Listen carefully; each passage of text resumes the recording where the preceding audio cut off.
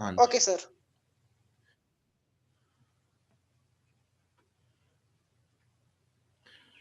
अस्सलाम वालेकुम स्टूडेंट्स। आज का जो हमारा टॉपिक है, जो कि आज हम स्टडी कर रहे हैं, उसका नाम है testing procedure for testing the hypothesis for the difference between two population mean for small sample. Small samples के बारे में आपको पहले से पता है। स्मॉल सैंपल का मतलब होता है आपका एन जो है, सैंपल साइज जो है वो लेस देन 30 हो, और आपको पॉपुलेशन की सिग्मा स्क्वायर यानी कि पॉपुलेशन का वेरिएंस अवेलेबल नहीं होगा। तब आप इसका मतलब ये है कि आपकी जो टेस्टिंग प्रोसीजर होगा वो स्मॉल सैंपल में होगा, और जो आप टेस्ट अप्लाई करेंगे वो आपका टी टेस्ट होगा। ठीक, वो आपका क्या होगा, यहाँ पे हमारे पास z है तो इसको हम टी कर लेंगे। टी टेस्ट अप्लाई होगा। ऑफ कोर्स टी का टेबल आपके पास मौजूद है, वो आप इस्तेमाल करेंगे।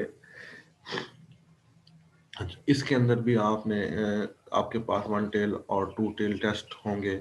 ठीक, और इसी तरह से आपका नल हाइपोथेसिस बनेगा और अल्टरनेटिव हाइपोथेसिस बनेगा। कंपटीशन में आप सैंपल से मेन वेरिएंस वगैरह निकालेंगे, स्टैंडर्ड एरर निकालेंगे।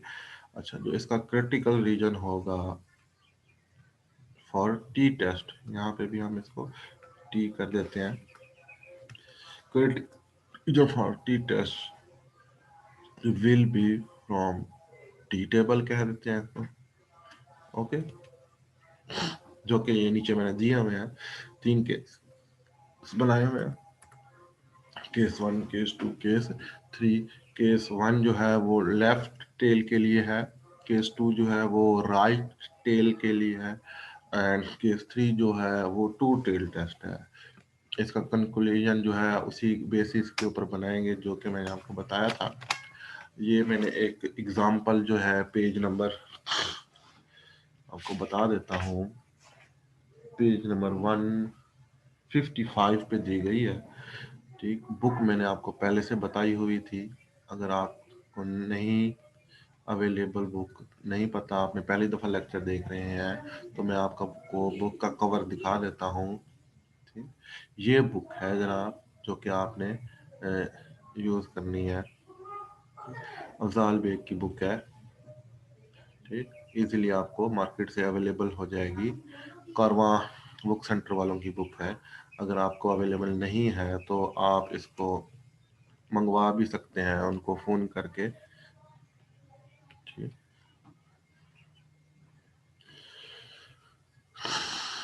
तो इस क्वेश्चन को देख लेते हैं। For a random sample of 10 horses fed on diet ए।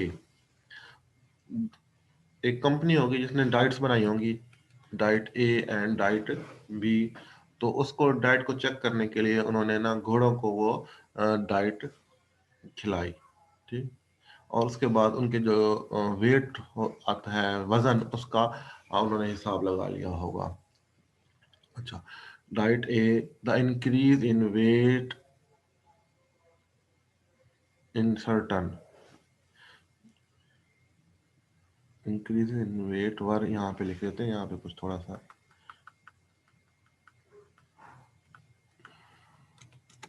हाँ जी, तो दी गई है 10, ये कुछ ऑब्जर्वेशन है, 10 ऑब्जर्वेशन है शायद, या 5 है। अच्छा, फिर एक दूसरी डाइट थी जो कि 12, पहले 10 ऑब्जर्वेशन है, दूसरी 12 ऑब्जर्वेशन है। 12 घोड़ों को डाइट बी खिलाई गई, और जो इंक्रीज था वेट में है वो भी दे दिया गया। ठीक, ये आई थिंक 7 है। हाँ जी, ये 7 है ऐसे। Okay, by applying the t-test to show that the mean increases of 12 and 15 pounds in two samples are not significantly different. Okay, वो कहते हैं आप ये जो चेंज आया है, वो कहते हैं ये ज़्यादा डिफरेंट नहीं है। क्या चेंज आया है इसको हम देख लेते हैं। इसको हम एक्सेल शीट में इसको हम सॉल्व कर लेते हैं ताकि हमारी कैलकुलेशन जो है वो टाइम कंज्यूमिंग ना हो।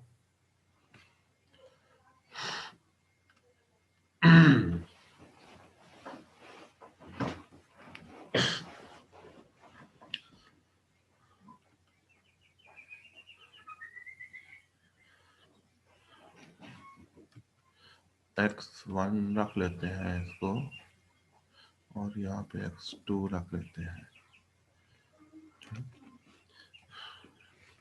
10, 6, 16, 17, 13, 12, 8, 14, 15 है।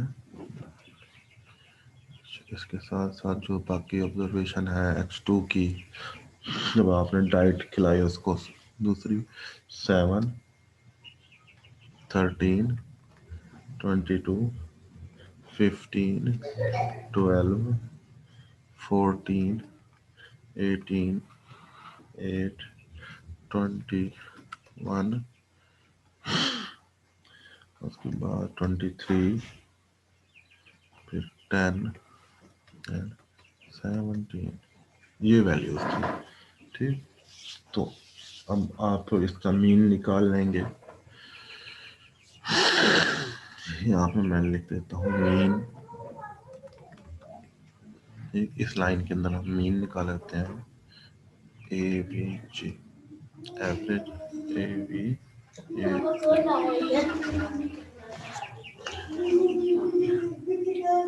अभी छोड़ दो इसको, बंद कर दो। जो ए बी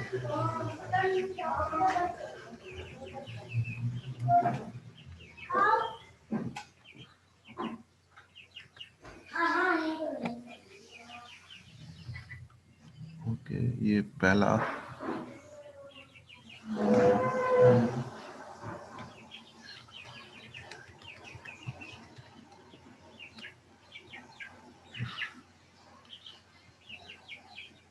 ये फार्मूले तो आपको आते होंगे, अगर नहीं आते तो आप सिंपली निकाल लेंगे। और यहाँ पे स्टैंडर्ड डेविएशन निकाल देते हैं, एस टी स्टैंडर्ड डेविएशन हम सैंपल का निकालेंगे।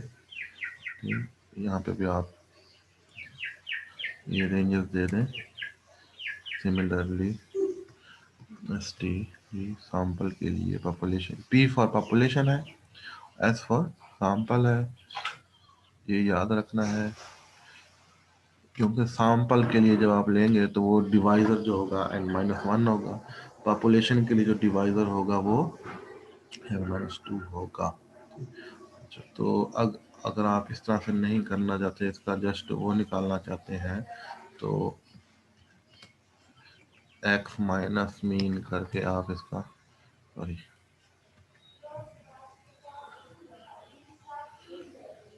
x माइनस मीन करके उसकी पूरी कैलकुलेशन बनाना चाहते हैं तो आप वो भी बना सकते हैं, -12 करके।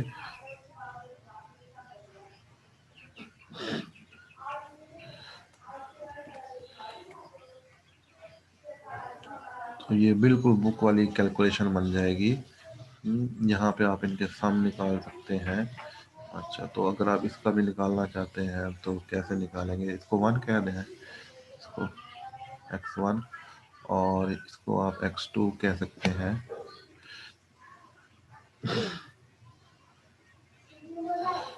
x2 माइनस x2 का मीन ऑफ कोर्स होगा यहाँ पे इज इक्वल टू दिस, -15 आ जाएगा। और इसको आप कॉपी कर लें नीचे तक। इसका अगर आप स्केयर लेना चाहते हैं तो इसका स्केयर भी ले लें।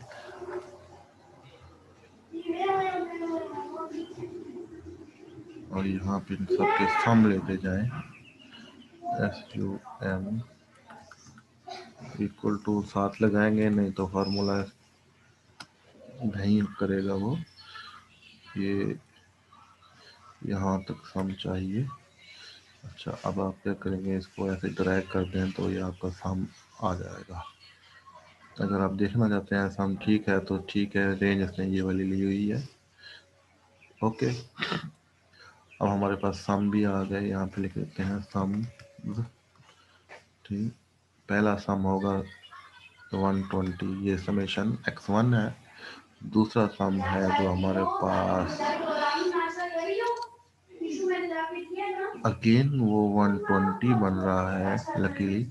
ये x1 स्क्वायर है और नेक्स्ट सम है जो 180 आ रहा है और 134 आ रहा है। ठीक, तो जस्ट आप यहाँ से इसको कॉपी करके हम वहाँ पे पेस्ट कर सकते हैं यहाँ पे।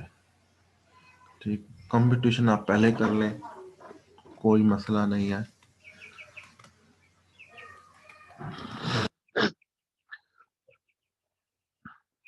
कंप्यूटेशन हमने पहले कर लेते हैं। तो ये आपके पास आ गया, तो हम प्रोसीजर हम ऊपर से कॉपी कर लेते हैं।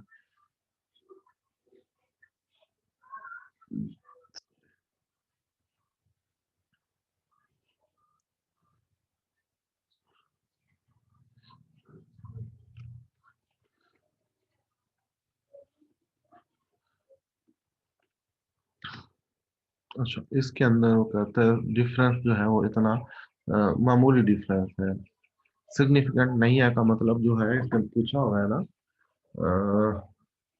The two samples are not significantly different, यानी कि वो हमारे हमसे वो वन टेल टेस्ट जो है वो मांग रहा है। ये सॉरी, टू टेल टेस्ट, ये वाला। ओके, इसको मैं हाईलाइट कर देता हूँ यहाँ पे। ओके, और हमारा टी टेस्ट बनेगा ये। अच्छा, S1 स्क्वायर हमने और S2 स्क्वायर हमने निकाले हुए हैं, तो जस्ट मैं यहाँ पे ये इसके अंदर मैं पुट करूंगा।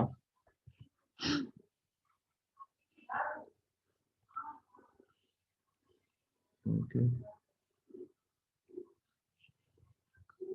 x1 स्क्वायर आई थिंक 12 है और x2 स्क्वायर जो है वो 15 है, और डिफरेंस जो है सिग्निफिकेंट नहीं है, तो इसका मतलब है डिफरेंस को जीरो रखेगा। और S1 स्क्वायर 3.65 का स्क्वायर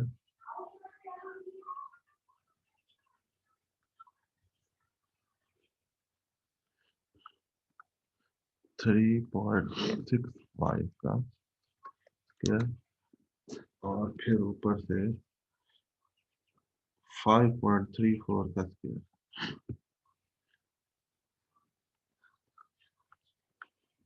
5.34 का स्क्वायर। ठीक, N1 जो था वो 10 था, N2 जो था वो 12। हाँ जी, सारे बच्चे अपने कैलकुलेटर निकाल लें और इसको सॉल्व करके आंसर मुझे जल्दी से बताएं, ताकि आपकी क्लास कंट्रीब्यूशन भी नजर आए।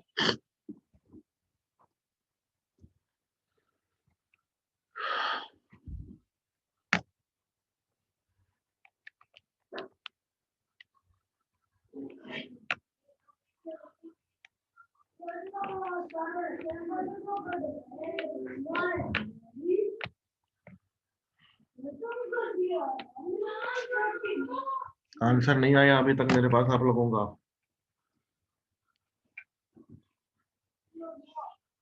क्या हो गया मम्मा? नहीं खाना? क्यों? ऐसे नहीं। लाकर मम्मी को लाइना में नाश्ते में।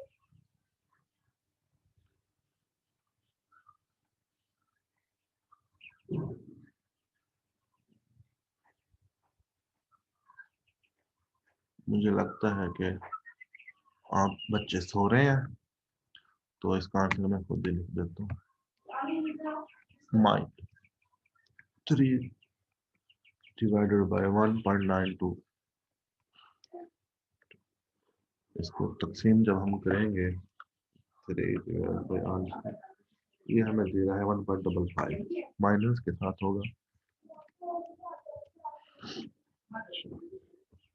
जहां तक मुझे नजर आ रही है H0 आपका एक्सेप्ट हो जाएगा। ठीक हो गया। इसको इसको भी उड़ा दें आप, क्योंकि ये तो आपने निकाल लिया। क्रिटिकल रीजन के अंदर जब आप रखेंगे अल्फा की वजह से हमें दी हुई है, इसको नहीं, हमें इसको इस्तेमाल करना है, क्योंकि हमारे पास टोटल टेस्ट है। तो ये हो जाएगा 0.025 के अंदर 10 प्लस 12 माइनस 2, ये 20 के अंदर आपने 0.025 को देखना है। तो टेबल ऊपर अवेलेबल है, तो हम उसके अंदर जाकर देख लेते हैं। 20 को देखना है आपने किसमें, 0.25 में। 20, ये 20 ये आया हुआ है 2.086, यही है। हाँ जी, 2.086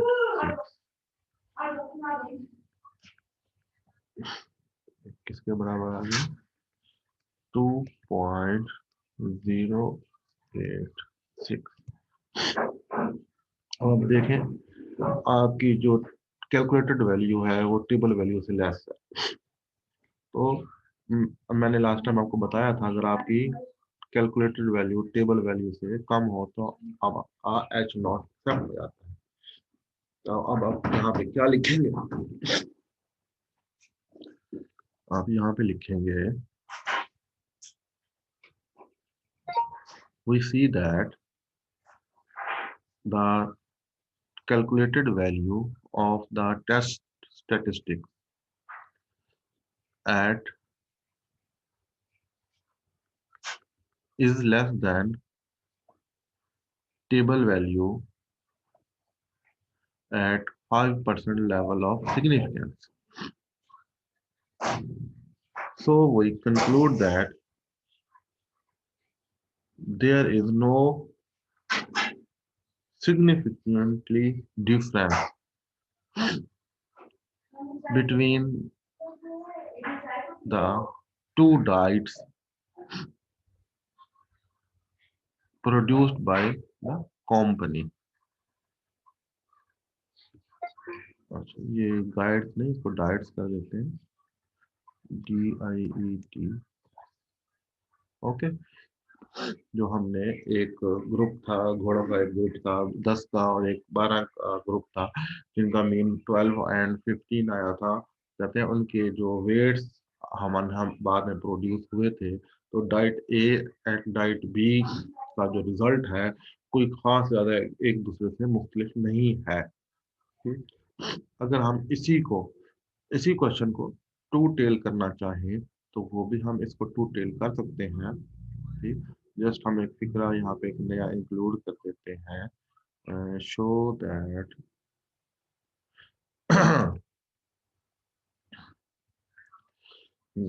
show that the mean increase of count of the two samples नहीं, इसको ऐसे नहीं करते, यहाँ पे हम कह देते हैं diet A is better than diet B, DIET, diet A is better than diet B. जब हम ये करेंगे diet A is better than diet B, तो आपका जो नल हाइपोथेसिस होगा वो क्या बनेगा, यहाँ पे मैं आपको जरा बना के दिखा देता हूँ ताकि आपको जरा मुश्किल ना हो। तो लेट्स गो म्यू अंडरस्कोर ए, ये बनाए कर देते हैं।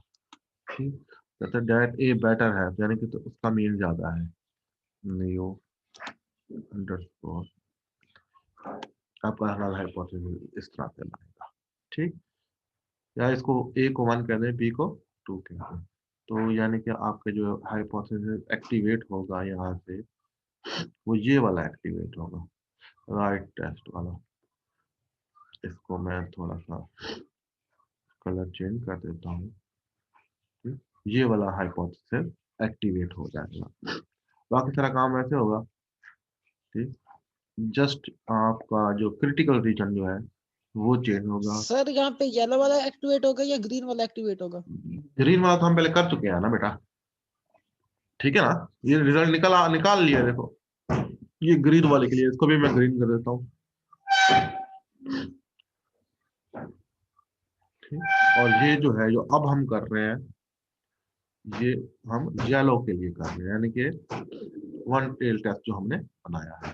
ठीक, तो जब हम इसको देखेंगे तो यहाँ पे क्या हो जाएगा, अल्फा की वैल्यू जो हमारे पास है 0.05 है, और ये हमने जो बनाया है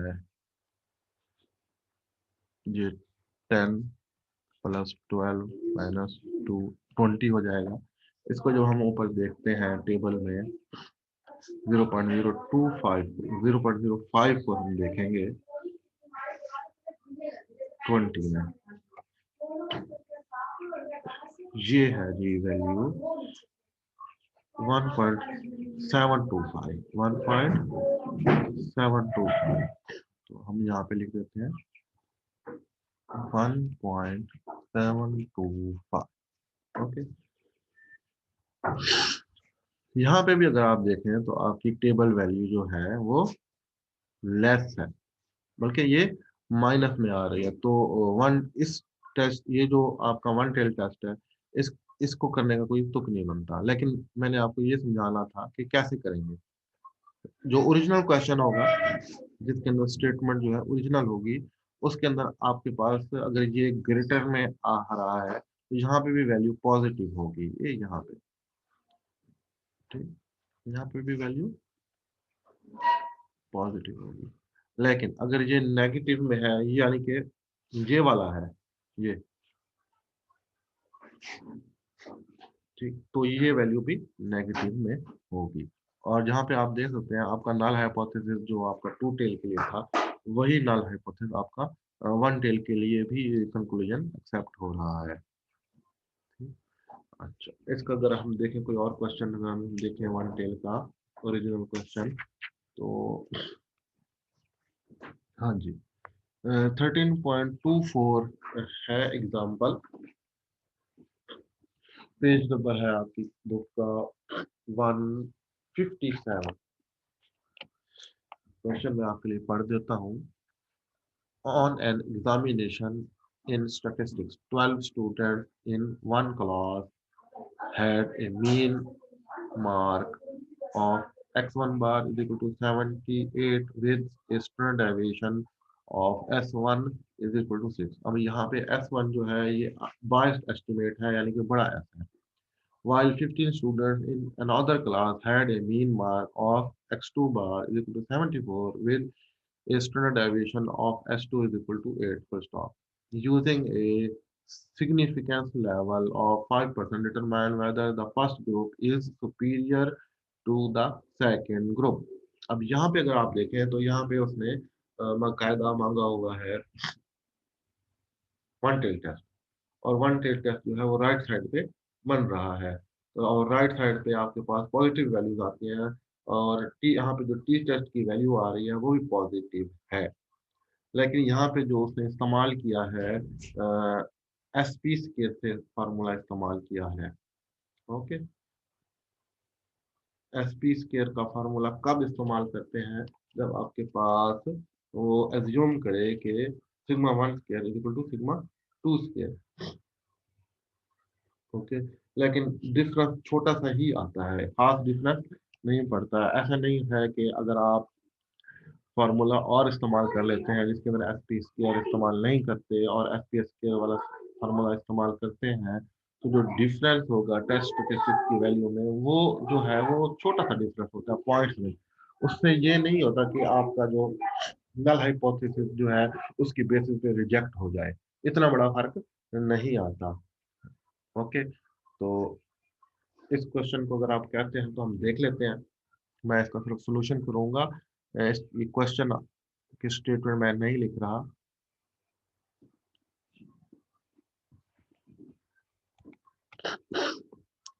Solution given the information is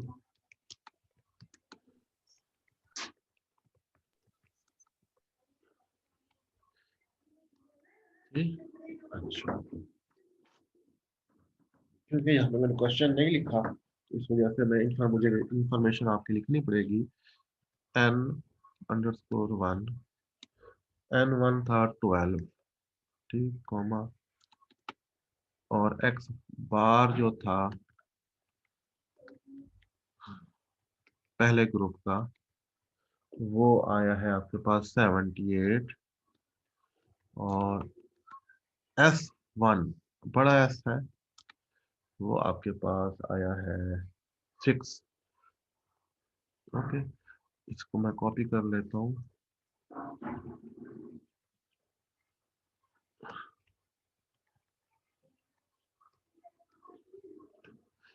अभी यहाँ पे मैं सब स्क्रिप्ट चेंज करके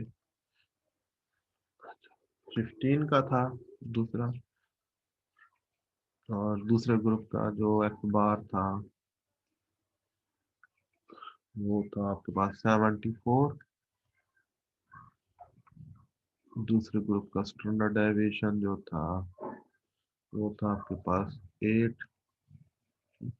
और जबकि अल्फा की वैल्यू जो आपके पास यहाँ पे गिवन है 0.05 गिवन है। ठीक है, तो हम ऊपर से अगेन कॉपी कर लेते हैं अपना टेस्टिंग प्रोसीजर यहाँ से।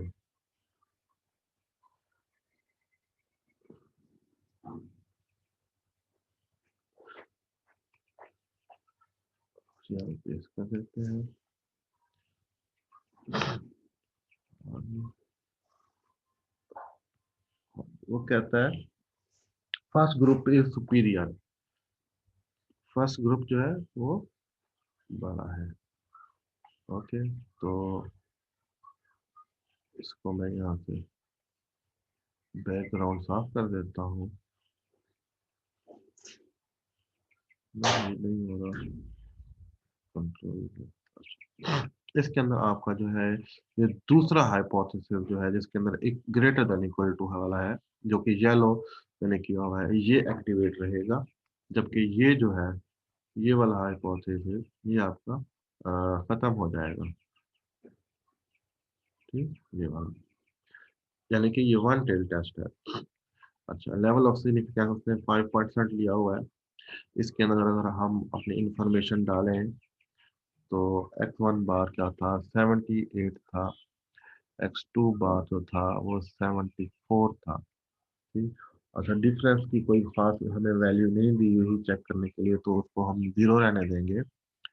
जबकि हमारे पास स्टैंडर्ड डेविएशन जो थे पहले का 6 था, दूसरे का 8 था,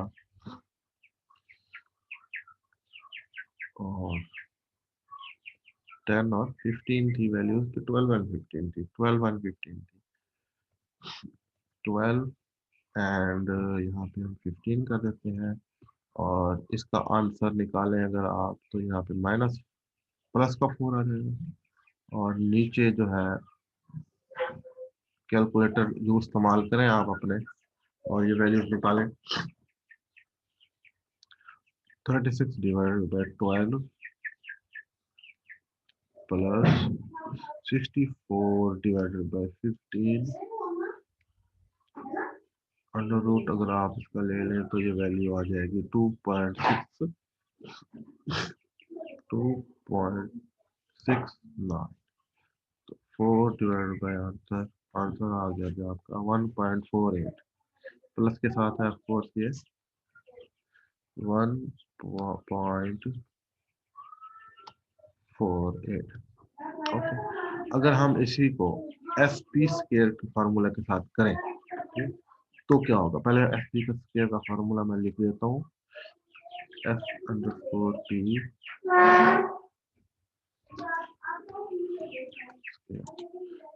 तो फार्मूला अगर आपको याद है तो N underscore 1 plus N underscore 2 minus 2, और ऊपर क्या होगा n1, क्योंकि यहाँ पे जो हमारे पास है बड़े एस हैं तो n1 इस्तेमाल होगा, एस अंडरस्कोर 1 का स्क्वायर। ओके, फिर plus N underscore 2 S square underscore 2। ठीक, ये फार्मूला इस्तेमाल होंगे, तो इनके अंदर हम अपनी वैल्यूज रख देते हैं। हाँ जी, ये 12 प्लस 15 माइनस 2, और ऊपर क्या आ जाएगा 12 मल्टीप्लाइड बाय 6 का स्क्वायर, तो 6 का स्क्वायर 36 होता है। and plus 15 multiplied by 8 का स्क्वायर 64 होता है। इसको कैलकुलेट कर लें। 12 multiplied by 36 plus 15 multiplied by 64 divided by 12 plus 15 minus 2 root answer. इसका अंडर रूट करने के बाद जो आंसर आ रहा है वो लिखा है मैंने s underscore p s underscore p equal to 7.461। Okay, और स्क्वायर करने से क्या आता है, वो वैल्यू आ रही है 55.6 और 55.68।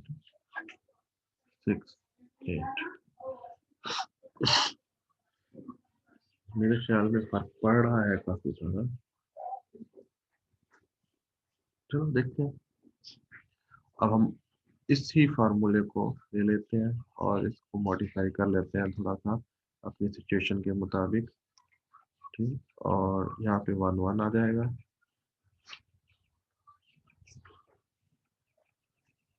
अगर आपको याद हो तो, और यहाँ पे बाहर s अंडरस्कोर p। ठीक, तो हम इसको देख लेते हैं equal to 78 minus 74 divided by SP square का फॉर्मूला। इसका जो अंडर रूट आया है वो था 7.46। ठीक, और इसको मैं कॉपी करके यहाँ पर डाल देता हूँ।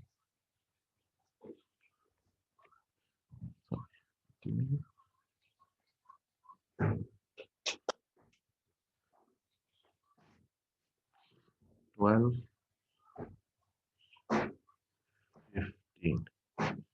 और इसको सॉल्व करते हैं। इसके बाद देखते हैं आखिर क्या आता है। जैसा मैंने आपको पहले बताया था, ये तो ज़्यादा फर्क नहीं होगा आंसर में।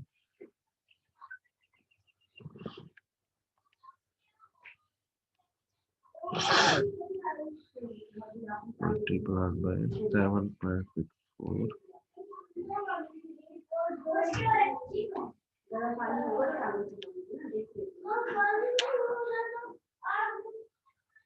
ये मेरे पास नीचे वैल्यू आ रही है 2.89, जबकि ऊपर वैल्यू है मेरे पास 4 डिवाइड बाय आंसर।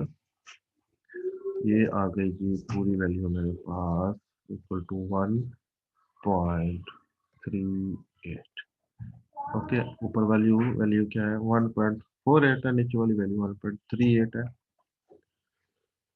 इसका क्रिटिकल रीजन जो है वो क्या बनेगा, हमारे पास केस 2 एक्टिवेटेड है, तो ये क्या बनेगा 12 प्लस 15 माइनस 2। तो इसको अगर आप सॉल्व करें 12 प्लस 15 माइनस 2 25 के अंदर आपने देखना है 0.5 पर।